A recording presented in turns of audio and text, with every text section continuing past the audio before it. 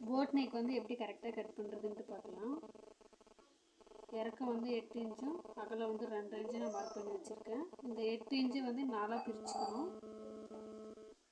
இதில் ஃபஸ்ட்டு இருக்கிற இடத்துல வந்து 1/2 இன்ச்சு உள்பக்கமும் 3ஆவது இருக்கிறதுல 1/2 இன்ச்சு வெளிப்பக்கமும் மார்க் பண்ணிக்கணும்.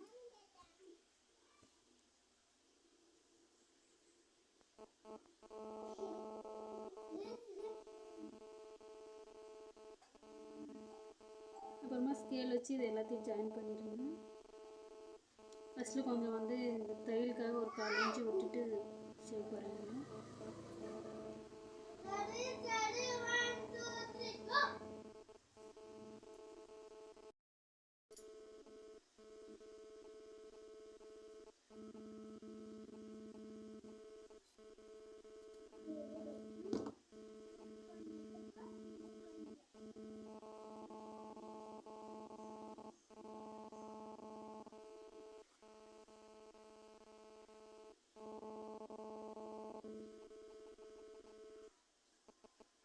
இந்த மாதிரி மார்க் பண்ணி கட் பண்ணும்போது ஷேப் வந்து கரெக்டாக வரும்.